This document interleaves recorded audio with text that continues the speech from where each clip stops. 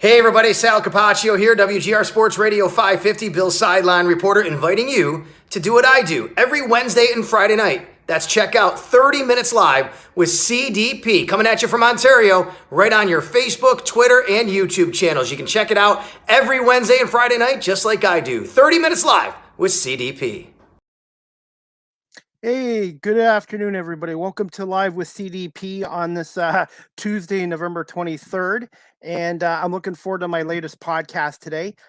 John Gurtler, the longtime radio play-by-play voice of the Buffalo Bandits, will be on to talk some National Lacrosse League, the return of the Buffalo Bandits, and also maybe his a little bit of time with the Rochester Americans, the Sabres, and the Bills with the PA announcer. So I'm really looking forward to my guest, John, today, talking to John today about the National Lacrosse League and the Buffalo Bandits. If you guys can just give me 1 minute, I will bring on the longtime voice of the Buffalo Bandits right now. Good afternoon, John. How you doing? Hey, Chris, how are you?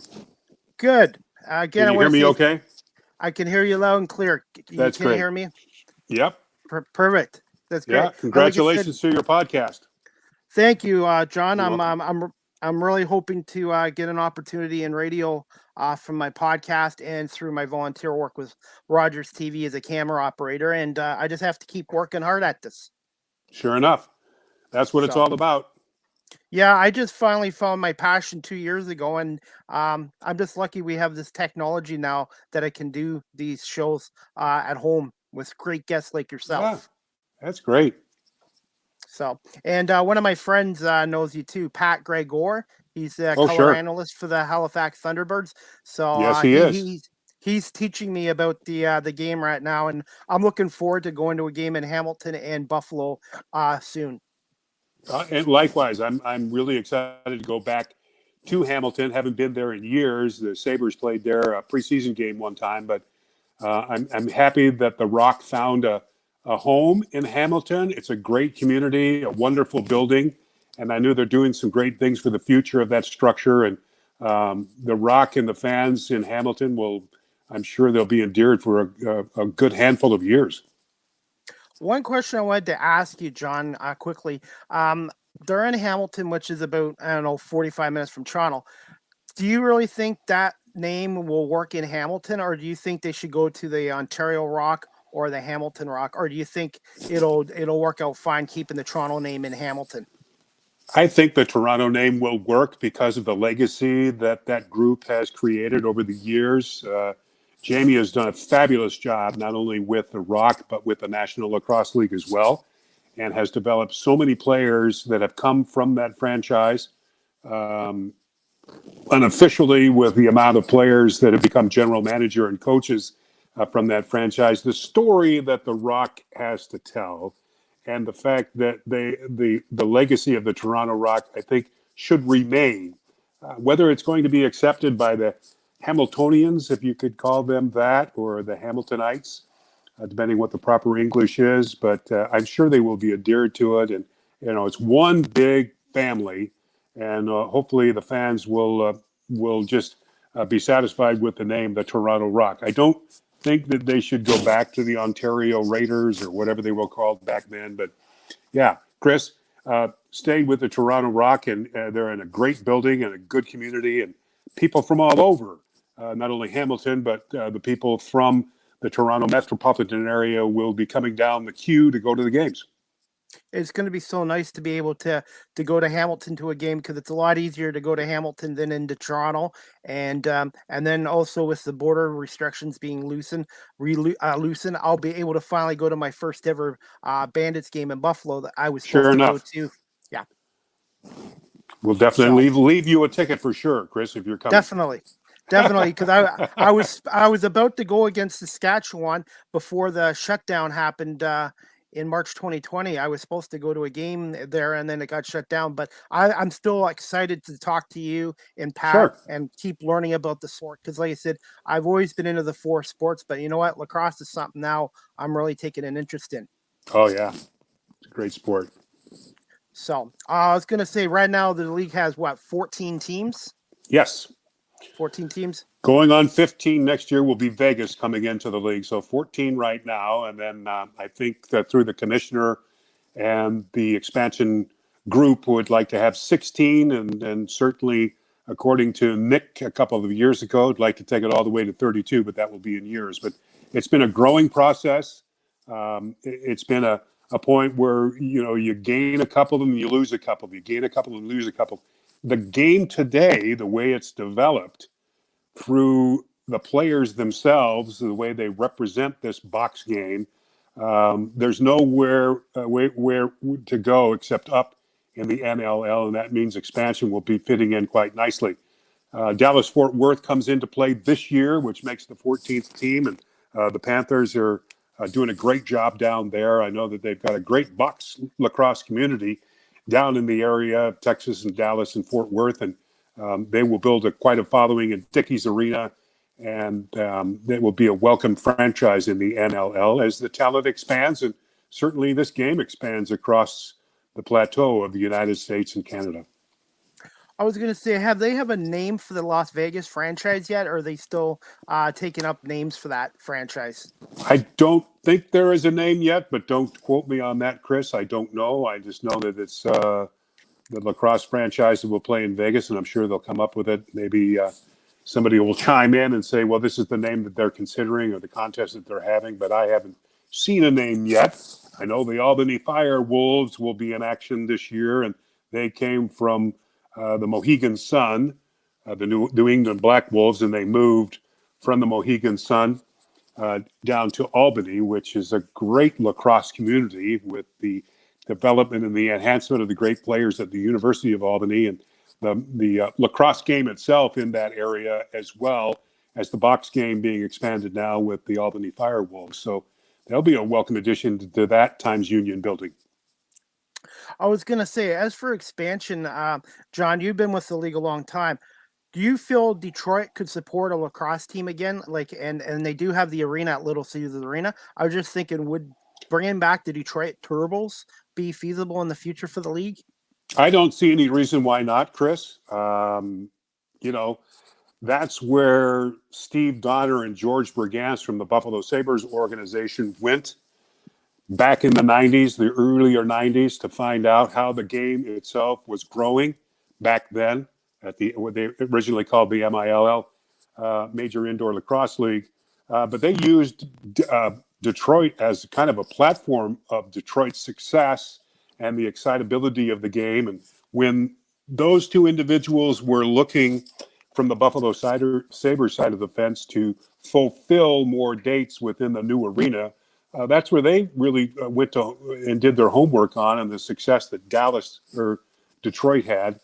And I would say in today's game, the way it's developed and evolved, that Detroit would be able to support a franchise in that beautiful new building there and coincide with the Detroit Red Wings and the other sports franchises, that there's no reason why that Detroit can't support a game like that. And being from across the bridge, as they would say, they could do the same thing, and I think build a nice following down there. It'll be interesting to see how many people. I would love to see the list that Nick Sakevich has, who's the commissioner of the National Lacrosse League. The number of people that have expressed interest in developing franchises and building the ownership base, and it would be interesting to see if there's a knock from Detroit. And I was talking to Pat on my podcast recently. He was saying Nashville, Tennessee is a possibility too. That would be a great spot for it, because Nashville, the way that they've evolved with the Predators and the beautiful building down there and the entertainment district that they have, it goes hand in hand. I think the success, and looking at it from a blueprint of the success of a National Hockey League franchise, Buffalo Sabres, taking over and starting out from ground one on the organic level of the Buffalo Bandits, I think it's a great partnership, because you already have a solid franchise that's embedded into the community. You've got the support staff and public relations and marketing and all of the other people in the digital end of the business and the business scope, that having a National Hockey League franchise and a National Lacrosse League franchise, particularly in Nashville, I think would work beautifully. And again, 9 nights. plus playoffs. So I think and the way that the Bandits have been able to do that, yes, they have their own support staff, but certainly rely upon the other infrastructure of the Sabres to make the Bandits who they are, and have made the Bandits who they are today, which is without a doubt the number one franchise in the National Lacrosse League. I was going to say, how are things looking right now with the Buffalo Bandits in training camp? And I'm assuming there's some preseason games too? Bandits have played a couple of preseason games right off the bat. They were into week 4 of the training camp, and this is where, Chris, in this game, the way it's played, players are looking for an audience right now. I think, and I know that they're ready, and we're just under 2 weeks from the start of the season on December 4th. So training camp this year started at the end of October 30th, but they've been going for 4 weeks, and they've been working on the rudimentary drills. And yes, they played a couple of preseason games, and they had a pretty good success against Saskatchewan and an assembled group. You're not going to show your whole deck right at the moment, or your cards that would be able to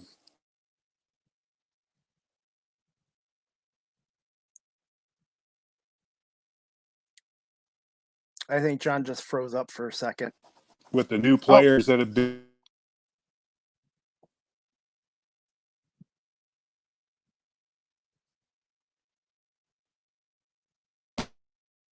Oh, I think I lost you there, John. Oops. Oh, you're back. Okay. Sorry. Sometimes that happens with the Wi-Fi. Yeah, it happens. Yeah. No, I can hear you. Yeah. Okay. So, where would you like me to pick back up? I don't know where we lost me. Just a little bit of the training camp, how things are going with the Bandits so far in the training camp. Things have been going well. 4 weeks in, 2 preseason games played, a success against Saskatchewan, and a team thereof have assembled together a couple of weeks ago. I think what the biggest surprise, obviously, is with the acquisition of Kyle Buchanan, who is the crafty veteran, has come aboard. That was a deal that was done back in 2020 of August. But he's certainly going to add something to the already star-studded offense that the Bandits have. And not to mention the trade that they made right before the 21 draft for Connor Fields from San Diego. So that, with those two players, that adds just a dynamic offense that the Bandits have. And the development, I'm certainly down the road of the third overall draft choice, Tehoka Nanakok will add in a nice element. I've liked the way he's played during preseason and some of the inter-squad scrimmages that I've watched and the drills that he's done in. And certainly some of the other youngsters, they had to go through, bring all the draft choices in from 2020 and also the draft choices from 2021 and any free agents that they signed over those course of the year. So the Bandits had a pretty large roster of hopefuls that were going to be joining. And certainly with the acquisition that they've also made with Justin Robinson, who was a defenseman out of Saskatchewan, that adds to the already solid group of defensemen that the Bandits have, led by Steve Priolo. But then Matt Vince, as you know, 7-time NLL goaltender of the year, the do-it-all. And this guy is in an amazing shape. I was watching practice from the bench the other night. Great opportunity for me to watch it at ground level because you're generally so high up into the press box area. And I was listening to the players after they were doing these drills, be it 4-on-4 or 5-on-5, and they would use half the field to crush in on Matt Vince. And one of the players said, "God, I'm glad that he's on our team. I can't believe he made that save." So, people obviously thinking about his 12, 13 years in the NLL. I mean, this guy, he keeps himself in top physical condition and plays the game as if he's just starting out. So there's kind of a little bit of a scope of how training camp is going. And as I say it right at the beginning, they are looking for an audience. I think they're ready for an audience. And what a perfect way to start the season to begin with against the 2019 NLL champion Calgary Roughnecks, because, the Bandits lost to the Roughnecks in the finals there. So a little bit of unfinished business, and we'll see how the game goes on December 4th, the first of 18 on the season. And I was going to say, I have that on my ticker below about that. And also the Canadians now with the the border restrictions being loosened, there should be more Bandit fans be able to cross the border to go to the home opener as well. Certainly hopeful. That's always been a big percentage of not only the Buffalo Sabres, but for the Buffalo Bills and for the Buffalo Bandits to have those from Ontario come across the bridge. Going up to Canada, the restrictions for a person like myself being a U.S. citizen to show my PCR test negative, to show all of my vaccinations that I've had and my CDC card, obviously the passport, and to go through. And I love the way that they're being very protective of the fact of the Americans coming into Canada, and then they've got to do this, and that. The Bandits and the National Lacrosse League have done just an amazing job following up with each individual, including myself, but these are all of the players as well, answering a questionnaire 3 times a week.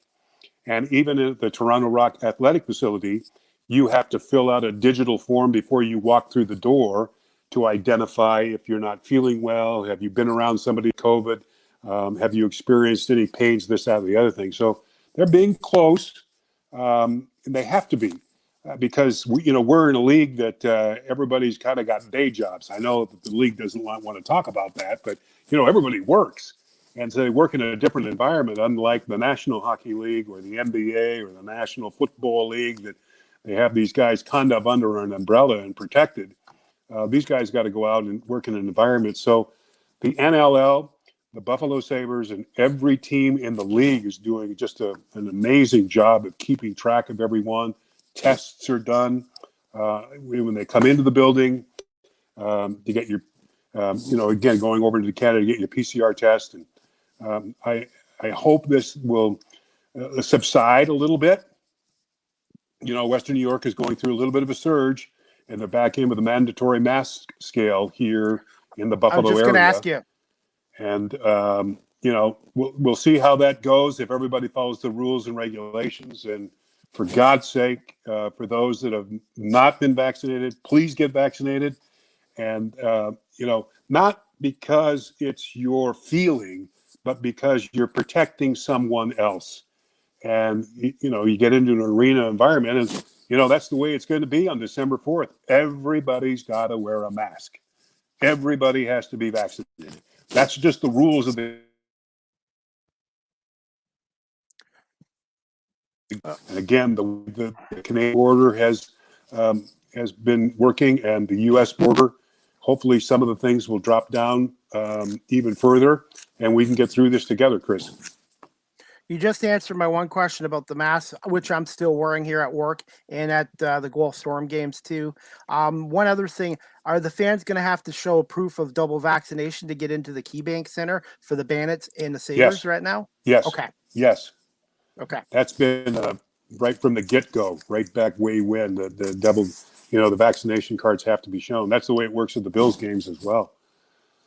Okay, so I'm assuming they will accept like the province of Ontario vaccine card then, I guess, if I come over to Buffalo in, say, January. And the identification of such, just like our CDC cards. I mean, that's where on the validation, I mean, you've got to have that. And I don't know if it's visually feasible to show it, but I mean, that's the CDC card that I have to show every time that I walk into the arena, show at the border, and to the individuals that are working the testing of the 3 vaccines that I've got so far.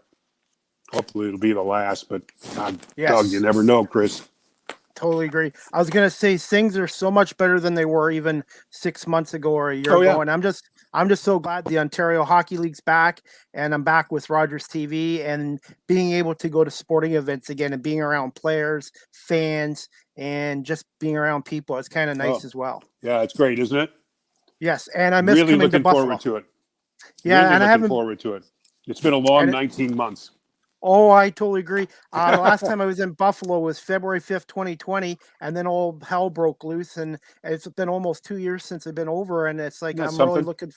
Yes, it's funny that the older you get, the faster time seems to speed up. Doesn't it? Definitely. But anyways, are you still okay for time? I was just going to ask you some questions about your career. No, yeah. Keep firing away, Chris. No problem. The first one I wanted to ask you, can you just tell my audience just a little bit about yourself? And when did you decide earlier in life to pursue a career in broadcasting as a play-by-play announcer as well? Sure. Born and raised in Denver, Colorado. So I started out in the West. And as they say in the broadcast business, it all started at a 5-watt radio station at KWSB in Gunnison, Colorado, which is the home of Western State University. That's where I went to school and majored in speech and drama. Later went on to work in the radio business for a handful of years, both AM and FM, and then caught on with television side of the fence with sports anchoring for, again, a handful of years, and finally ended up at KRDO Television in Colorado Springs, where it's the home of the Olympic Training Center, not only for hockey, but for gymnastics and boxing and just a boatload of sports. So, boy, that was a great experience for me, and also the United States Air Force Academy down there. So my hands were full, and it was a great experience being a sports anchor in that market. And then got a chance to work in the Central Hockey League at that time through the Colorado Flames, just right after the Rockies left to become the New Jersey Devils. So I started my play-by-play experience of doing the Colorado Flames in the Central Hockey League, and obviously the farm team to the Calgary Flames. And then when the Central League folded, I went to the American League to do the play-by-play and public relations of the Rochester Americans. And at that time, like the current ownership, the Knox family owned the Rochester Americans and then obviously promoted within. And just like a player, you get a call up to work at the Sabres. And that's where I started and spent 11 great years with the Sabres operation, doing television hosting and then taking over for the late Ted Darling, doing the play-by-play up until 95. And then worked through in the radio, continued on that end of the business, and was with the Buffalo Bills as a stadium play-by-play announcer for a handful of years, and then started with the Buffalo Bandits.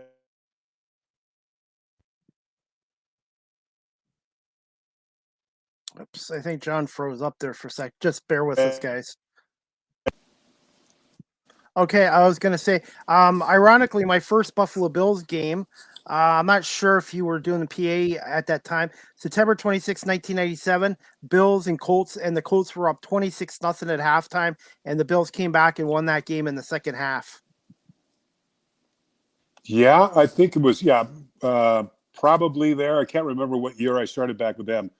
I started with the Bills in 95 and 96 doing their pregame show with the training. They used to have in their field house a big pregame party that I was host of, and I did that. And then I think I started in 96 or 97 doing the play-by-play for the Bills in stadium. Yeah, that was something. The first game I went to, my brother-in-law at the time, he wanted to leave at halftime. And I said, look, it's only 26-0. You stayed to the end. And guess what? They came back and won the game. I believe Jim Harbaugh threw a Hail Mary at the end, but that was kind of a good experience for my first game in Buffalo. Oh my gosh, yeah. Back from 26-0. Sure enough, yeah. So People learned their lesson back in the early 90s with the playoff game with the Houston Oilers at the time. Don't ever leave. No, and I've had people do that before. And when I go to a sporting event, I don't care what the score is. I stay to the very end. Yeah, darn right. Definitely. I was going to say, how much of an adjustment was it coming from Colorado to Western New York, Buffalo area, Rochester area back in 1984, I believe? Not much of a problem at all. I mean, both great communities. Obviously, Denver, a real fast-growing city at the time, and it continues to grow. And it was great for my wife and I to develop and raise our children to begin with. And Rochester being a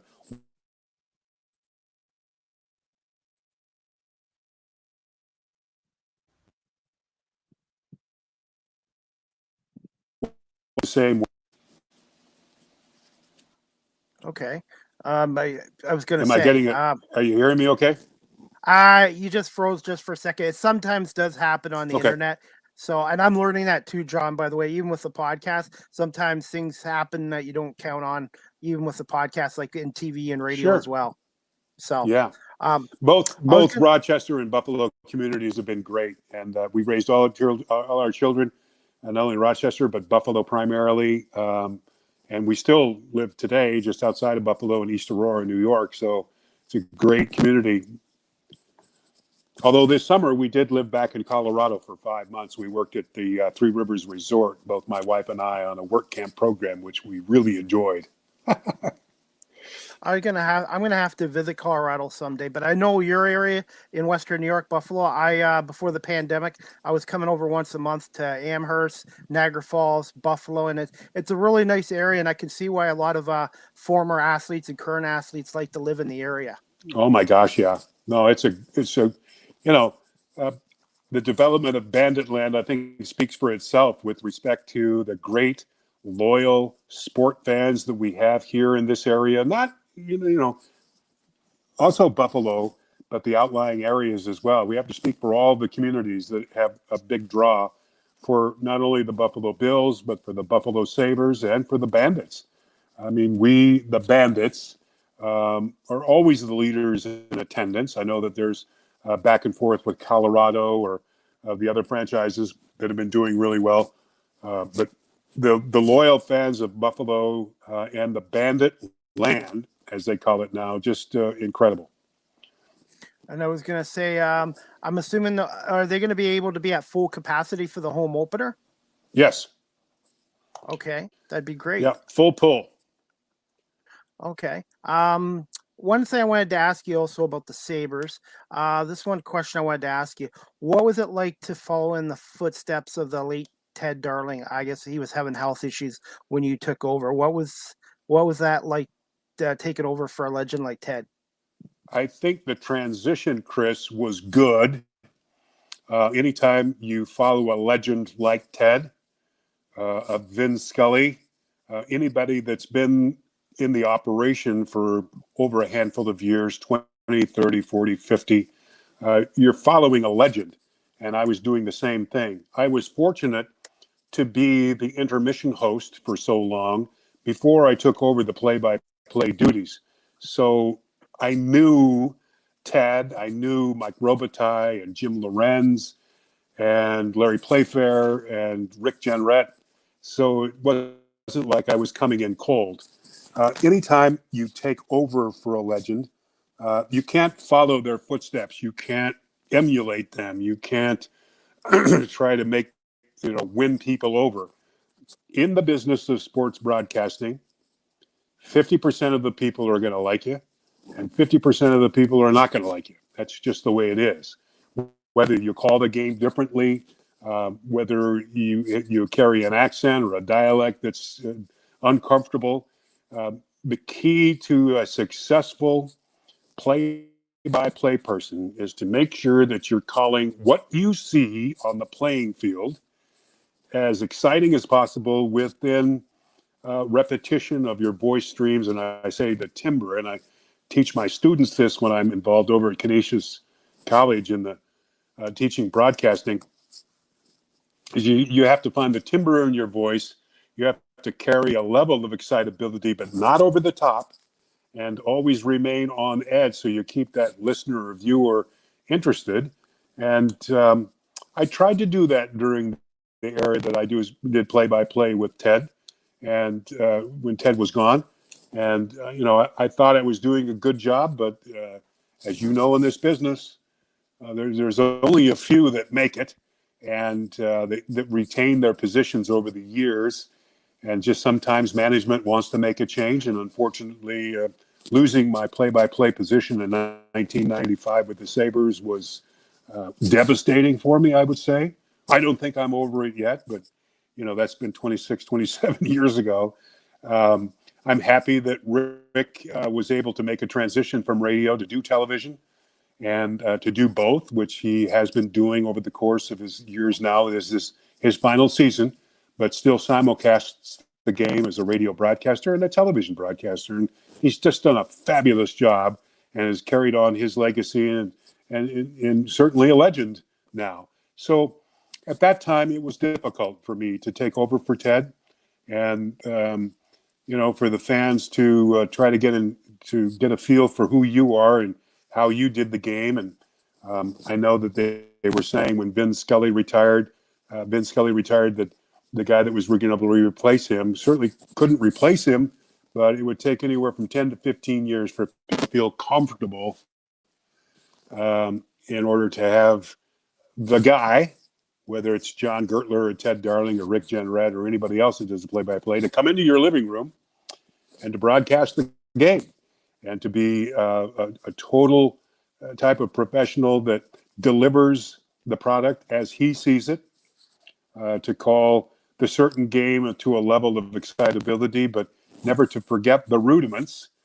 Marty Glickman was one of my coaches back in the early 90s, who was a great Hall of Fame broadcaster. I was so fortunate to work with him. And never forget that, when you do radio, you never can say the score enough. And television, first thing you do, you don't want to certainly insult the viewer. And I think Marty's rudiments, which, I was just looking at a letter that he wrote me back from 1993. What was that, 9 years ago or whatever like that, and just go over the rudiments of continually identifying how to be a good quality broadcaster. So what's the score? How much time is left? What quarter or half are you in? And, where are we going with the game? And to certainly develop a great rapport with your color analyst. And people will come along with you and try to, listen throughout the time and become a friend to you, on whether it's on the radio or television. So that's where I try to tell the youngsters or the people that are wanting to get into this business that a certain level of just developing your own style, the timbre of your voice, and just going through the rudiments of being a good sports broadcaster, which I just said, time left in the game, what's the score, what quarter are we in, and what do the teams have to do in order to get over the threshold, whether they're behind or holding on to the lead, and develop a nice rapport with your color analyst that, people feel. When I worked with Danny Gare between the periods and we were hosting together on TV, people said, gosh, you guys like each other, don't you? And I said, yeah, we do. We have a great time. People feel comfortable with that. And that's where you want to strive for, is the comfortability of what your listener or viewer is looking for.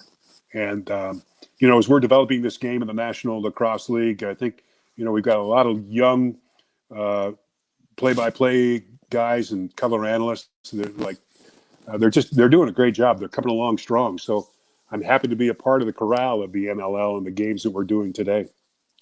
Definitely. I was going to say, John, I was always a fan of yours when you were on Fox 29. That was years ago, Fox 29. I thought you did a great job. One thing I wanted to say, what was it like to broadcast games at the Memorial Auditorium?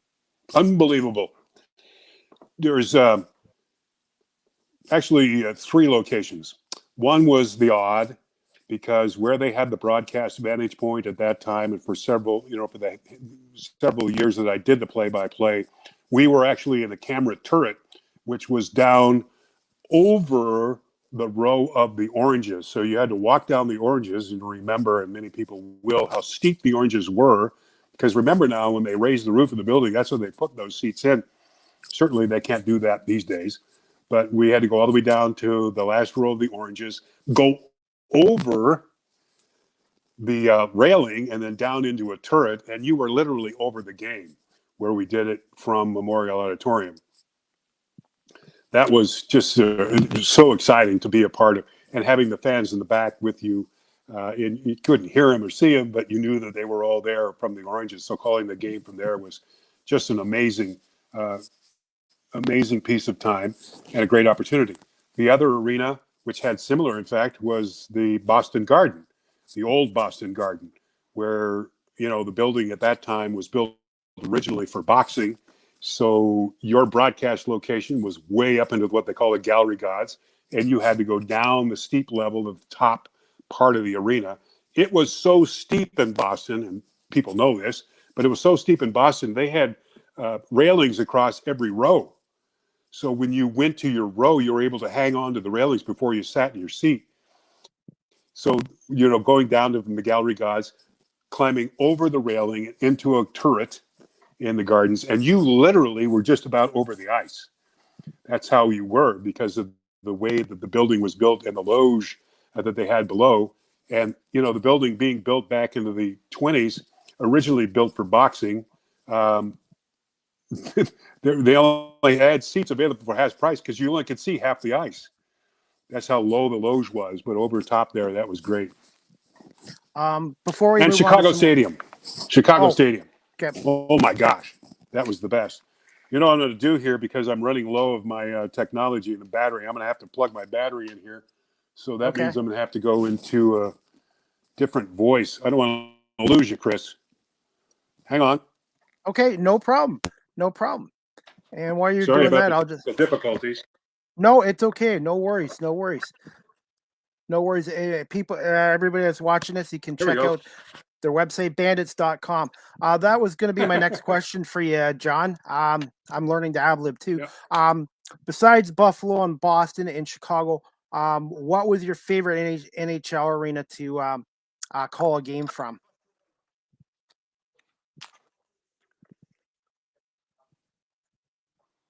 Chicago Stadium. Chicago Stadium, definitely. How loud was it in there?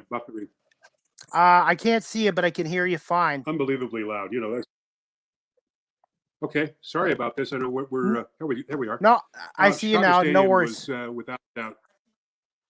Okay. Okay. No Chicago problem. Stadium was probably the best. Can you hear me now? Okay. Yeah, I can hear you now. Yeah. Chicago Stadium. Am I getting a delayed voice? No, I can hear you fine. Everything's good. I was going to say, and what was your favorite game call or playoff moment with Sabres? And then we'll move into the Bandits. Oh, gosh. Probably there was two. The overtime that went so long. Can't remember how many overtimes we did with Dave Hannon scoring the goal against New Jersey to force Game 7 back in the Meadowlands. And then obviously the sweep of the Boston Bruins when Brad May scores. I know Rick Jenrette, he had the call, which was great. Mayday, Mayday, Mayday. I was off somewhere thinking about Crosby, Stills, and Nash. It's been a long time coming, but whatever. So Rick gets the accolades for that, which is great. But to me, that was the most exciting part of the game that I was a part of. When Brad May scored the goal for the 4-game sweep of the Bruins, and then the overtime goal that Dave Hannon scored. That we were in 3 or 4 or 5 overtimes. I don't know how long it was, but. That was back in the 90s where they pushed Game 7 back to New Jersey. So those are pretty exciting. And so many handful of games that were exciting to do and the same level of what the Bandits have been able to do over the course of the 17 seasons that I've done play-by-play with them. And that leads me to my next question. John, are you still okay for time for a few more minutes? Sure, yeah. Okay, no problem. How did you come about becoming the National Lacrosse League's Buffalo Bandits radio play-by-play announcer? How did that work? And I guess your first year was 2004? Yeah. John Livesey, who was at the time vice president of marketing, and I had worked with John while with the Sabres, and at the time he was in marketing as well. He had just come from the Buffalo Bills, and he actually was the one that hired me at the Bills to do the pregame festivities and the postgame festivities over in the field house for a couple of seasons. And then he called me and said, we want you to do the in-stadium play-by-play and work with Joe Pinter, who is still a producer for the Buffalo Sabres. And he was my spotter with the Bills and just did a fabulous job. And that was a great opportunity for me with the Bills doing those games over there. And then he called me one time back in September of 2003 and said, hey, we want you to do the Buffalo Bandits games. At that time, they went through a transition from taking over the ownership with Tom Golisano, who just took over the ownership of the Buffalo Sabres, out of bankruptcy. And the previous ownership didn't put any money into the Bandits. And, consequently, they were pulling 5,000-6,000 a game, and that's unusual for the Bandits.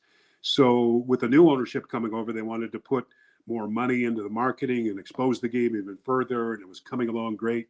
And they decided, well, we should do radio as well. And at that time, we had some archaic television transmission, but it was John Livesey that said, hey, we want you to do the Bandits. And being around the Sabres for the time, and I knew when the Bandits became involved in 1992. I was in public relations and broadcasting at the time and certainly supported the Bandits, but really didn't follow them because of my time that I was with the Sabres. But he just said, don't worry about it. Have a great time. And this is who you're going to work with, Randy Mearns, who is still my broadcast partner. And he's a legend of himself.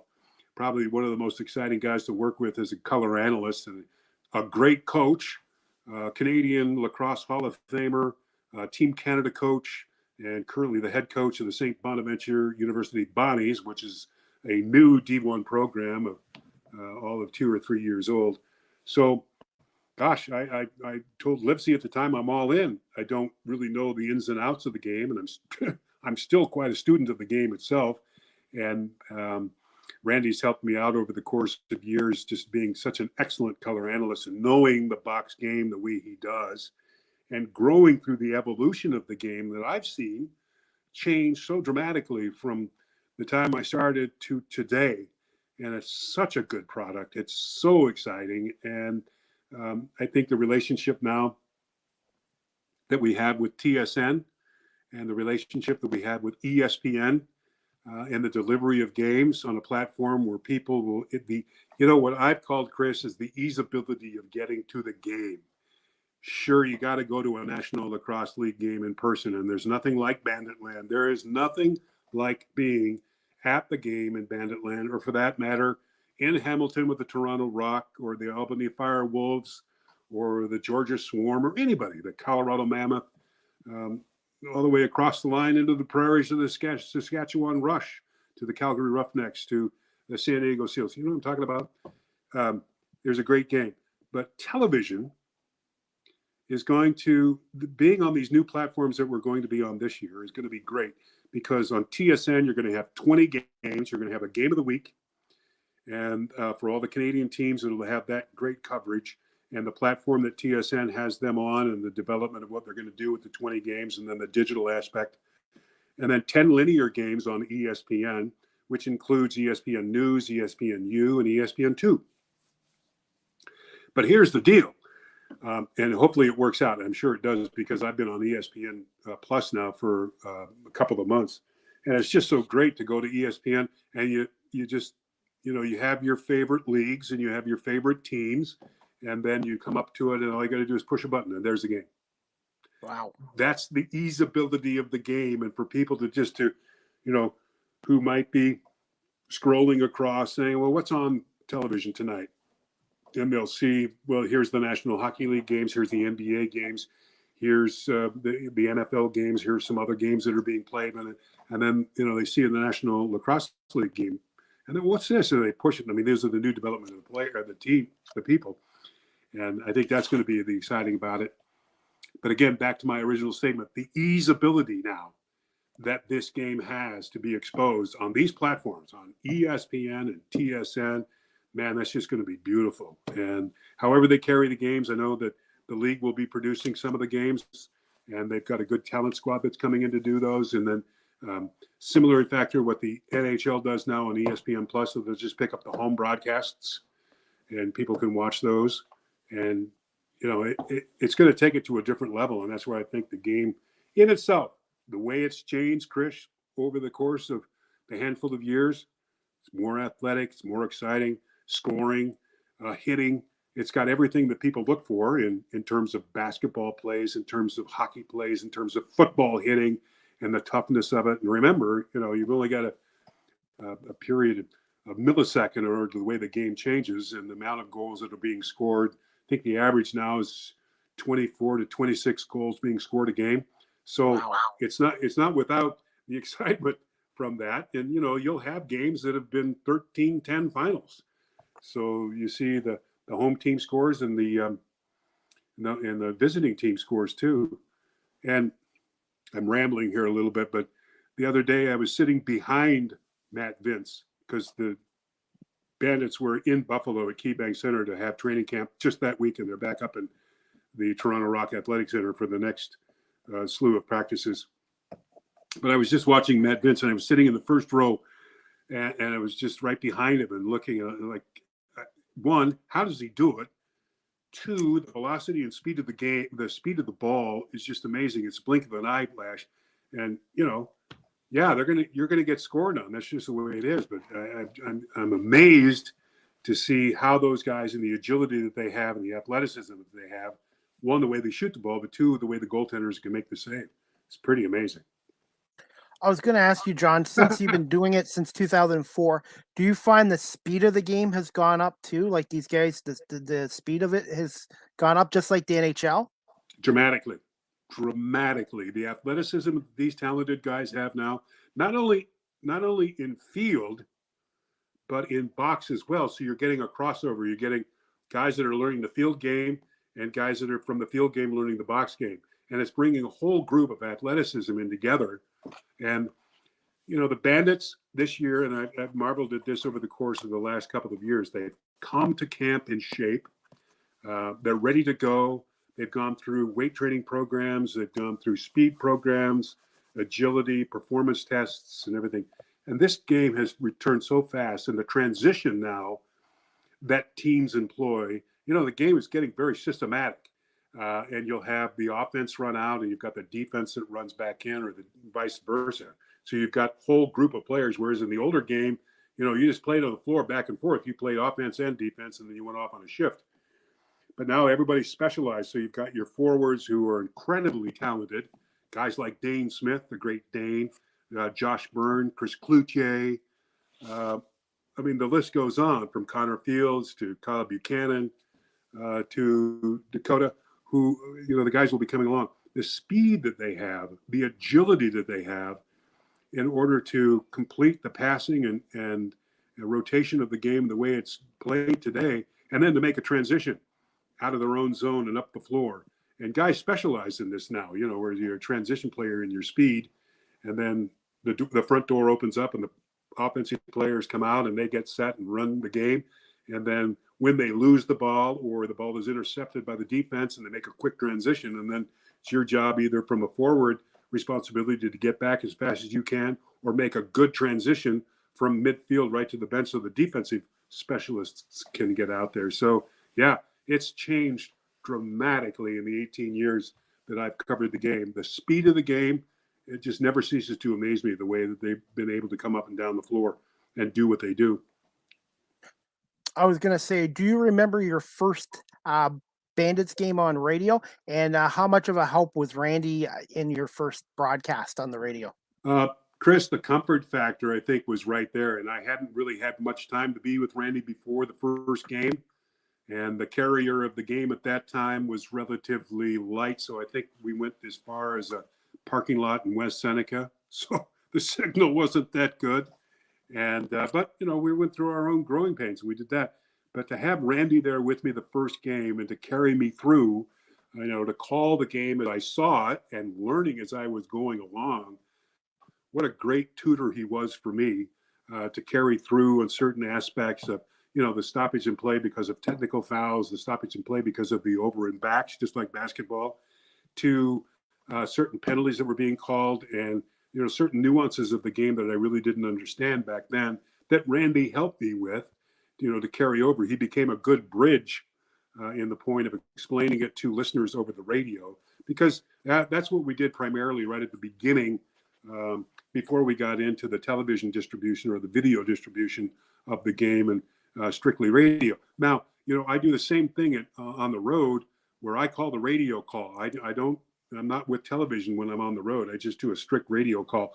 At home, we do a simulcast, where they carry the radio signal, and they'll do the television coverage that the Bandits and Sabres operations do such a great job at now. But at the beginning, Randy was such a great help, and that's why we're such a good team together, and recognized around the league as just being a really good group of guys. Okay. I was going to say, and that leads to my next question, John. And before I get to the next question, I was going to say, have you thought about writing a book about your career in broadcasting? Because I think you got a lot of great stories here. Oh, I've got a lot of great stories, particularly being the NHL, and then the great stories I've been through the NLL and my experiences of various sports that I've covered. I thought at the time when I was with the Sabres, and I developed a wonderful relationship with the great late Jim Kelly, who was a writer for the Buffalo News for years and became a great columnist, and was a part of the Fan 590 in Toronto, What a wonderful man he was. And we spent some memorable moments together on the road when I was with the Sabres. And we both said, yeah, we're going to write a book of all of the things that we've been through in our life and what we're doing. And it would be titled A Story It Must Be Told. And unfortunately, Jim left me a handful of years ago to cancer. And I decided to say, well, can't write that book now because Jim's not with me.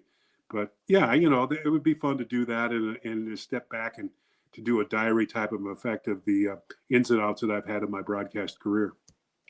Definitely. And that leads to my next question, John.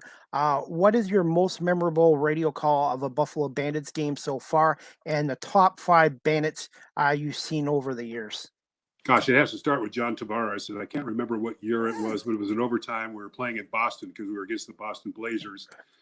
And not sure if it was an overtime where we had 5 or 6 seconds left, and John tells Darius Kilgore at the time, who was the head coach, to take a timeout, which he did, and he called all the players over. This is John Tavares, and called all the players over and designed a play right away. And they resumed back in a huddle at the top of the slot, which I call it, and that's a basketball term, but it's in the top of the restraining line, in the middle of the restraining line. And they all huddled, all 5 of them huddled as a group.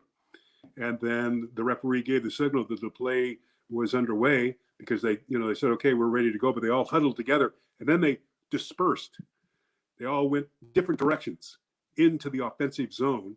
And there's Tavares at the top of the slot, and they wing the ball around and pass it. And then he whittles his way in close to get face to face with the goaltender, and they whip the ball to him, and he scores the goal. Just an amazing, I think it was overtime, because it was just an amazing play, and I'll never forget that. Can't remember the year, but I remember being at the TD Center, the new Boston Garden, or whatever they call it, TD Center, or whatever like that. But that was probably the most exciting game that I called from there. But there's always been a handful. So exciting players, obviously John Tavares, Mark Steinhaus, who single-handedly carried the Bandits through in the mid of the 2004 throughout the 2000 whatever season it was that he carried through. I mean, just a really exciting player, and just the list went on from Richie Kilgore to, gosh, you're asking me to pull all these guys out, but just being the exciting players that they were, Micah Kersey. Just guys that carried the weight of the Bandits, the way the game evolved and changed. But you've got to just continue to talk about just the talents of John Tavares, and he's still to this day. He's being the head coach now of the Bandits, and this is his 30th year with the organization, and 6th or 7th year of being the head coach or in the coaching end of the business. Just a master of the game, and still the record holder in the NLL. Wow, that's amazing. And I was going to say, and which opposition player over the years have you been really impressed with playing against the Bandits? One particular or a couple, I guess? Gosh, so many. Casey Byrnes was one from the Toronto Rock that was always a thorn in the side of the Buffalo Bandits. And I noticed in games that, the Bandits had the lead and the Rock were able to come back and pull it out, and Byrnes was always there. Dan Dawson has just been a phenomenal player over the course of his career, which he's still playing, and has just done an amazing job. Tracy Koleski was just, quality player at that time with Calgary, but also as a part of the Buffalo Bandits for a while. And, guys like that have come in and out of the league have done such a marvelous job. And, the handful of players that they have now with the Thunderbirds up in Halifax, just an amazing amount of talent that they have there, and the way that they can score the goals and carry on the way they do is just phenomenal. So, every team has their stars and the strong players that they carry in the NLL. But I'll guarantee you this, Chris, the way that the Bandits are stacked this year on offense, and the developing guys that they're, have on defense to add to their already strong group, and the goaltending of Matt Vince, man, it's going to be tough to beat. I'm definitely looking forward to going to a game this year. My first ever. I'm gonna go. I want my first game to be in Buffalo, and then I'll do a Rock game in Hamilton. But I'm really Okay, looking forward to it because I'm still learning about the game, and talking to Pat and yourself has been sure. really great. I just got two quick questions for you, and I'll let you go, John. Yeah. What do you enjoy the most about the National Lacrosse League? The most? Gosh, the camaraderie that we have within the team structure. The players like each other. I try not to get as close.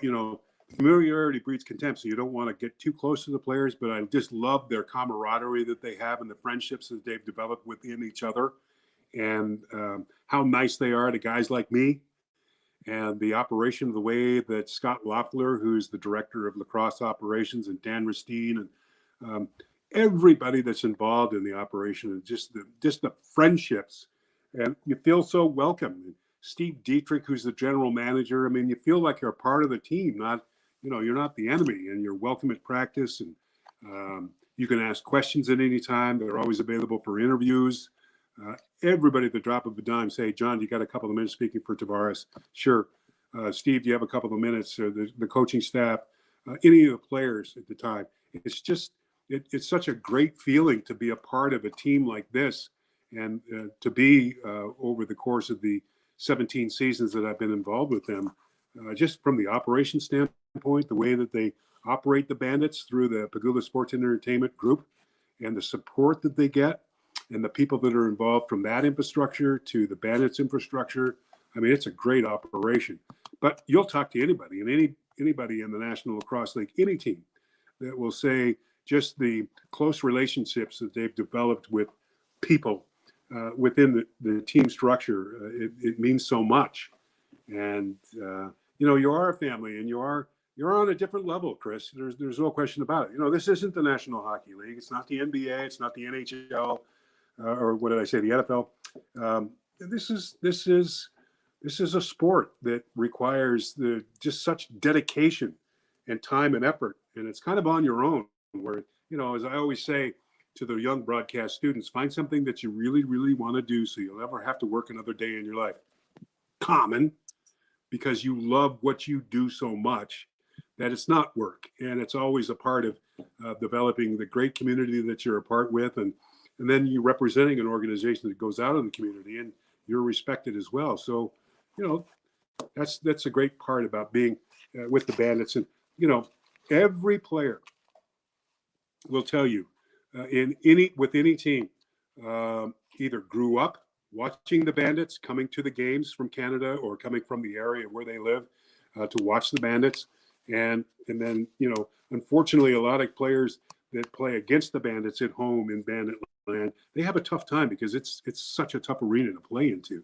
But they'll always say, gosh, I would love to be a part of the Bandits operation, or have always thought about being a part of the Bandits operation. Connor Fields, who grew up in East Amherst, New York, part of Buffalo, was so excited from his trade of San Diego. Not that he didn't love San Diego or playing with San Diego. He had a great time. But, here's a kid that grew up watching the Bandits play as a kid and coming to as many games as he could. And he said it's just like full circle to see and to be a part of the Bandits operation. I mean, that's a wonderful opportunity. And then certainly Tehoka was a ball boy at one time way back when. So he gets full circle if he makes the team, which I'm sure he will, or either on the practice squad. I mean, he's showing his strengths that he's got. But, bottom line is everybody wants to be a part of the Bandits operation.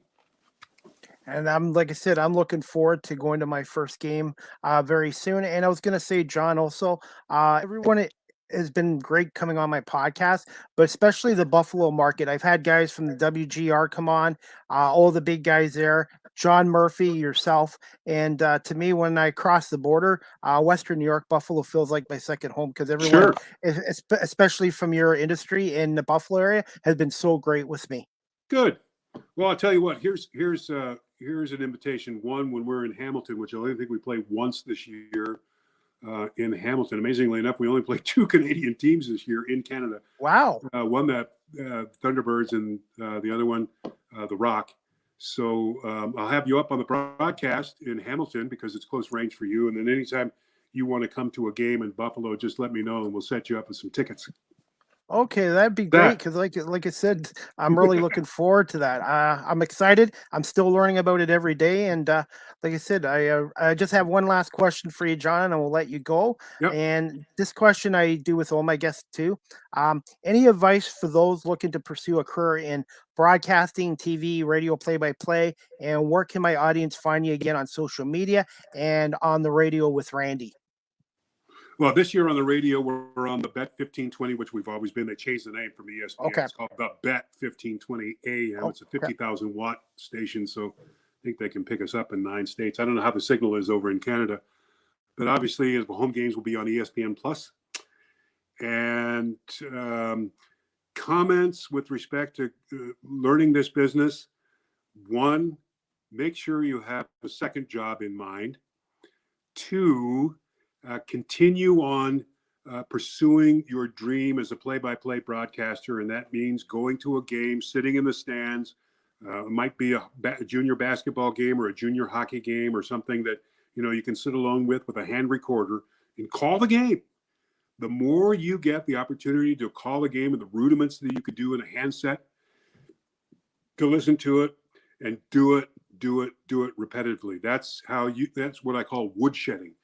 Do the game. The only way you're going to learn the game is to do the game. And that means going to high school or college or an area where, I used to set the students up at Canisius, where the public relations department of the Sabres were gracious enough to give us a little booth where I'd send the students up to call the game.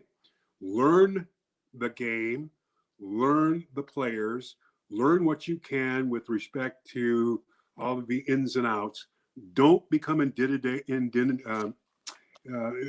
with a lot of stats.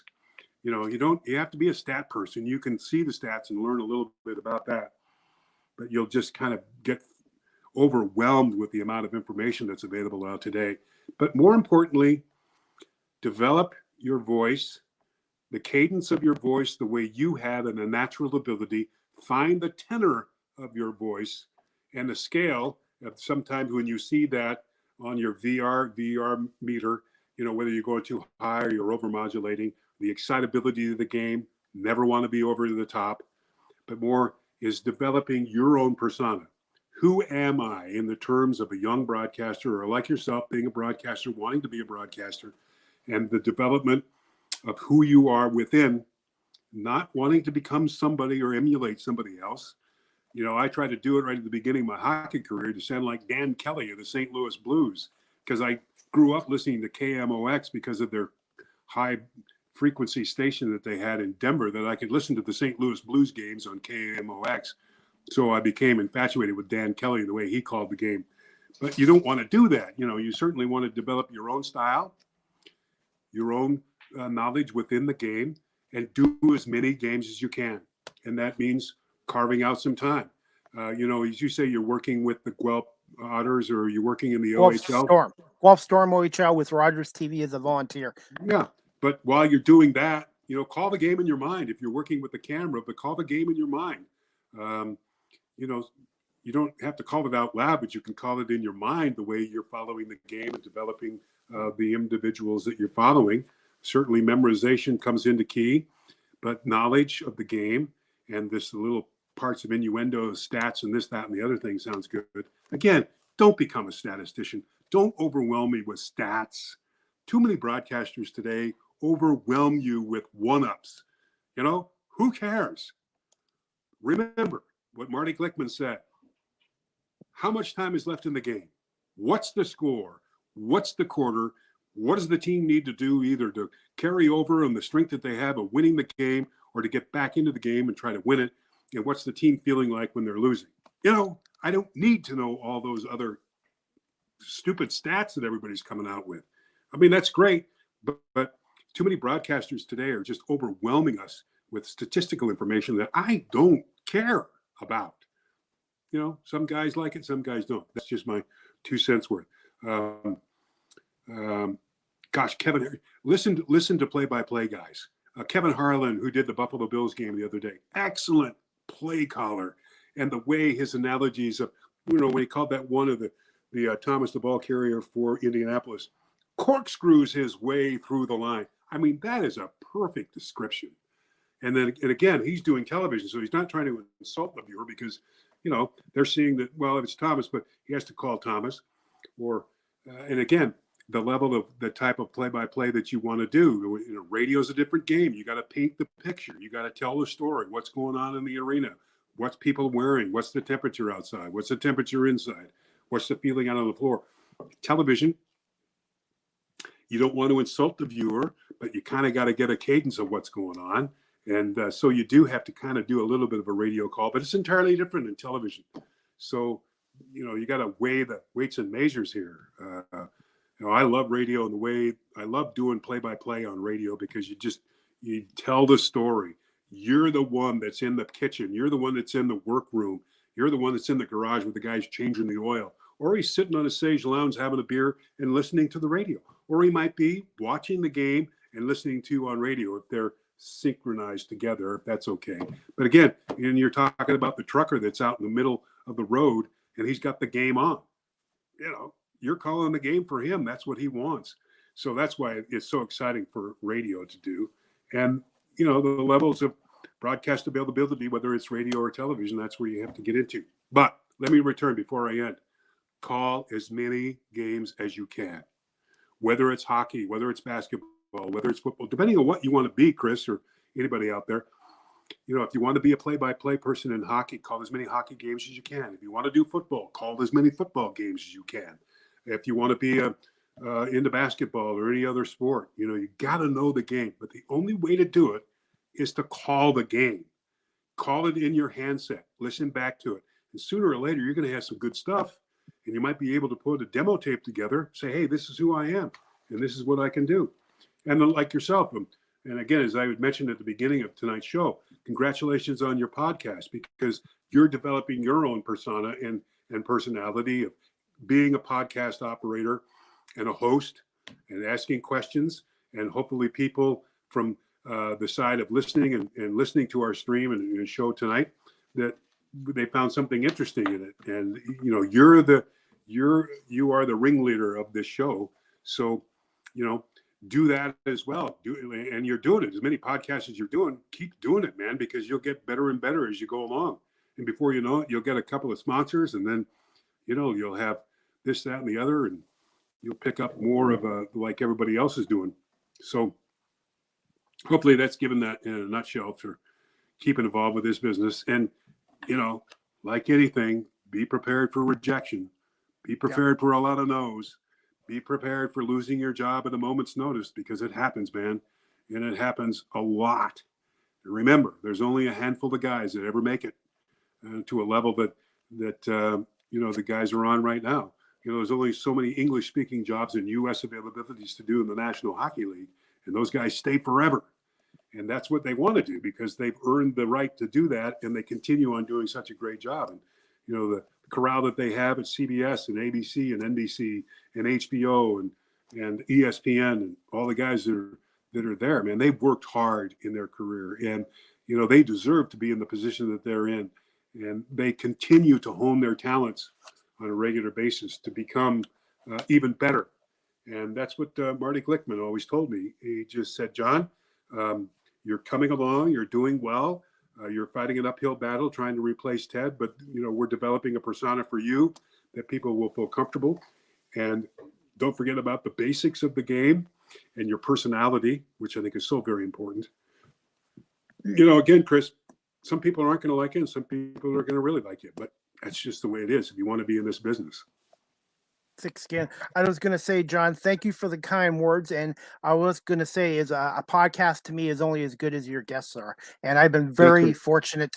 I've been fortunate to get guys like yourself, John Murphy, Bob Sochi, Dan Shulman, Freddie Coleman to come on my podcast. And I'm just going to keep working hard, stay humble, stay hungry, and try to keep learning and improving every day. Do it, man. You can do it. Well, I really appreciate it. Tell you otherwise, and don't lose the hope. Don't lose the hope at all, man. Dig deep. Definitely agree with you, and I hope in the future maybe I can bring you back on again and talk about the Bandits, how they're doing in the season and all that. That would be great, John. Yeah, thank you so much for the time and effort and the questions that you put in, and I really appreciate it. Thank you so much, John, and we'll definitely keep in touch with you on social media, and we'll definitely have you on again. Thank you so much. Okay, Chris, thank you. Have a good night. Bye for now, as they would say. Bye. Thanks, John. Take care. Okay, buddy. Anyways, guys, I hope you enjoyed my podcast tonight with John, longtime radio play-by-play voice of the National Lacrosse League's Buffalo Bandits, former PA announcer for the Bills, and former Sabres TV host and play-by-play announcer for the Sabres as well. He's had a great career in broadcasting, and I'm really looking forward to attending a National Lacrosse League game for the first time ever. The Buffalo Bandits open up their 21-22 season at the KeyBank Center in downtown Buffalo against the Calgary Roughnecks at 7:30 at the KeyBank Center. I'm looking forward to going to a game there, and also a game in Hamilton to see the Toronto Rock as well. So anyways, guys, like I said, really appreciate John coming on. Thank you to everyone that watched this on YouTube, Facebook, and Twitter. And just to let you guys know, Live with CDP podcast, the audio version is on Google Podcasts, Anchor FM, Apple Podcasts, Breaker, Pocket Casts, Radio Public, Spotify, Castbox, and LinkedIn as well. And also, guys, you can also follow John Gurtler on Twitter at John_Gurtler. And he's one of the best guys for lacrosse, National Lacrosse play-by-play announcers. And also, guys, you can check out the Buffalo Bandits website at bandits.com. And like I said, their home opener and first game of the season is Saturday, December 4th, 7:30 against Calgary, the defending National Lacrosse League champions. And also, guys, you can check out the National Lacrosse League's website at www.nll.com. And like I said, I'm looking forward to learning more about the National Lacrosse League and going to a Rock game in Hamilton and a Bandits game as well. And also, guys, just before I wrap up this podcast, next Live with CDP podcast is going to be tomorrow, Wednesday, November 24th at 6 o'clock Eastern, 3 on the West Coast. Guest Cassie Sumners, professor at the University of Guelph, stress management and high performance clinic. She's going to talk a little about stress management, her high performance clinic, and also about sleep as well. People getting not enough sleep nowadays and dealing with stress. So I look forward to talking to my friend Cassie tomorrow at 6 o'clock Eastern here on Live with CDP. And before I go, guys, I'm just going to show you a little video clip of the Buffalo Bandits before the pandemic shut down and some of John's work as a broadcaster as well. Just 1 second, guys.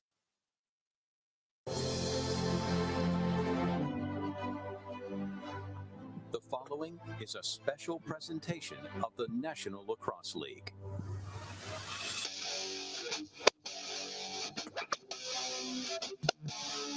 The Rochester Nighthawks finally got their first win of the season against the Calgary Roughnecks, but then lost their way in a one-sided loss to the Philadelphia Wings. The Bandits, on the other hand, are on a 3-game winning streak with their only loss to the undefeated Halifax Thunderbirds. It's a division battle between the Buffalo Bandits and Rochester Nighthawks next on BR Live.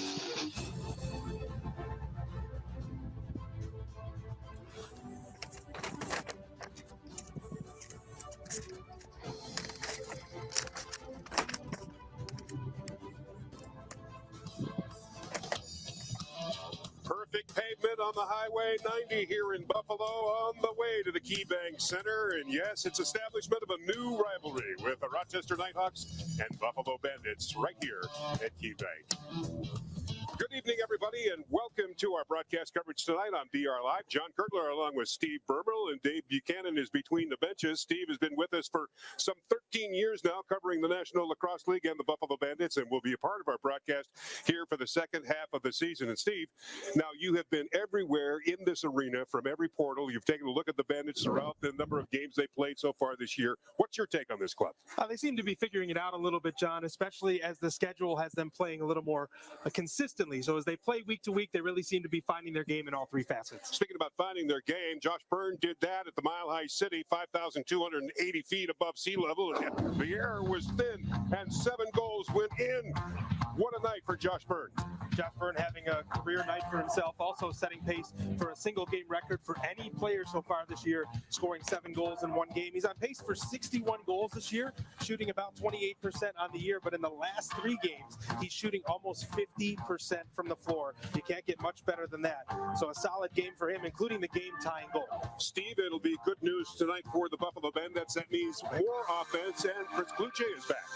Yeah, Cloutier activated, put back on the active roster coming off IR, so some more firepower on the left side for the Bandits for sure. Let's go down to the sharpshooter, Dave Buchanan and Josh Byrne. Thanks, guys, and I'm with the consensus NLL Player of the Week from this past week, Josh Byrne. And Josh, 7 goals last week against Colorado. And was it just your night to shine, or what were you feeling out there in Colorado last weekend? Anyways, guys, that clip was courtesy of the National Lacrosse League's YouTube channel as well. Also, check out the Bandits website, buffalobandits.com, and also the National Lacrosse League.com as well. Anyways, guys, I'm going to wrap up my podcast. Just like I said, again, thank you to John Gurtler for coming on today to talk about his career in broadcasting and his time with the Sabres and the Buffalo Bills and Rochester Americans, and now with the Buffalo Bandits since 2014. You can listen to their games on radio, The Bet, 15:20 a.m. in Buffalo as well. So anyways, let's say, guys, next Live with CDP podcast, it's going to be tomorrow, November 24th, 6 o'clock. Cassie Sumner's professor at the University of Guelph, stress management, high performance clinic. And we're going to talk about dealing with stress and about how to improve your sleep as well. She's one of my friends, so I'm looking forward to that as well. Anyways, thank you so much to my guest, John Gurtler, for coming on again today. And again, everyone, thank you for watching this live on YouTube, Facebook, Twitter, and later on my audio platforms. So I hope you guys all have a great night.